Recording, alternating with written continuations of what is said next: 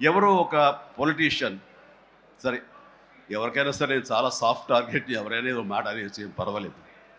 అలాగా ఒక పొలిటీషియన్ నన్ను అకారణంగా, నేను ఇప్పుడు పాలిటిక్స్ చాలా దూరంగా ఉన్నా సరే నా గురించి ఏదో అవాకులు చవాకులు ఆయన పేలినప్పుడు, ఆయన మరొక చోటకి ఏదో ఒక ముంపు ప్రాంతానికి ఆయన వెళ్ళటం జరిగింది. అక్కడ ఒక స్త్రీ, ఒక ప్రౌఢ ఆవిడ, అది మిడిల్ ఏజ్ ఉంటుందేమో, మిడిల్ ఏజ్. ఆవిడ తను పట్టుకుని నానా మాటలు తిడుతుంటే, నీకు ఎలా మనసు వచ్చింది చిరంజీవిని అంటానికి, అది అది అని తిడుతుంటే నాకు అనిపించింది, మామూలుగా మన మాస్ ఫ్యాన్ కదా ఆవిడ, చాలా గౌరవప్రదమైన కుటుంబంలో ఉన్నటువంటి మనిషిలాగా అనిపించింది గృహిణి.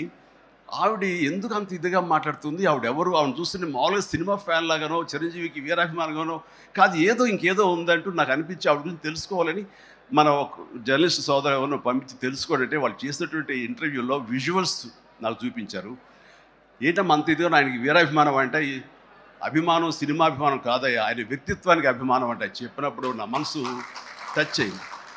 ఏంటమ్మా అంత ఇదిగా ఏంటమ్మా, ఆయన మీకైనా సహాయం చేశాడు, ఏం చేస్తాడు, సహాయం చేయటం అయ్యా, నా బిడ్డ ప్రాణాలను కాపాడాడు అని అన్నప్పుడు, ఏ విధంగా ఏంటి అని అన్నప్పుడు, నా బిడ్డకి రాజమండ్రిలో దగ్గర ఒక పల్లెటూరిది, రాజమండ్రిలో కానీ కాకినాడలో కానీ నా బిడ్డకి ప్లేట్లెట్స్, డెంగ్యూ వచ్చేసి ప్లేట్లెట్స్ బాగా డౌన్ అయినప్పుడు వితిన్ అవర్స్ నా బిడ్డ కనుక ప్లేట్లెట్స్ సమయానికి అందకపోయి ఉంటే కనుక వాడు ఏమైపోయాడు, పాడిగా దూరం అయిపోయేవాడు. అంటూ ఒక 8 ఏళ్ల బాలుని అబ్బాయిని పిలిచి పక్కన కూర్చోబెట్టుకుని ఆ తల్లి చెప్తుంది, మరి ఎవరో చెప్పారు చిరంజీవికి ఫోన్ చేయపోయావమ్మని. నేనేంటి చిరంజీవి ఫోన్ చేయటువంటి, ఎక్కడ నుంచి చేయగలను, ఆయన ఎక్కడో ఉంటాడు, ఎలా చేయాలి ఫోన్ అని తెలియని పరిస్థితుల్లో, లేదమ్మా బ్లడ్ బ్యాంక్ చేయి, వాళ్ళు ఖచ్చితంగా ఎత్తుతారు ఫోను, నీకు కావాలి సహాయం చేస్తారంటే, వాడు గంటల్లో కావాలి, అది ఎక్కడో ఉంది హైదరాబాద్లో, ఎలాగొస్తుందో అనుకున్నాను. కానీ అయినా సరే ఎక్కడో ఆశ చావక ఫోన్ చేయడం జరిగింది. ఫోన్ చేసిన తర్వాత అక్కడ స్పందించి అక్కడ సిబ్బంది వెంటనే రాజమండ్రి పరిసర ప్రాంతాల్లో ఉన్న అభిమానులు, ఆ బ్లడ్ గ్రూప్ ఎవరికైతే ఉందో అభిమానుల్ని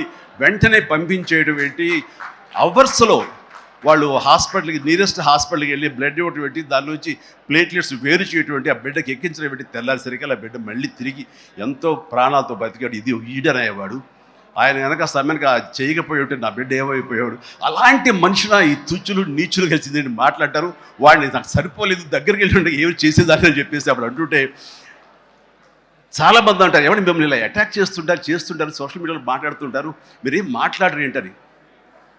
నాకు నేను చేసినటువంటి మంచి కార్యక్రమాలు, నేను పొందినటువంటి ప్రేమ అభిమానం, ఇదే నాకు రక్షణ కవచం.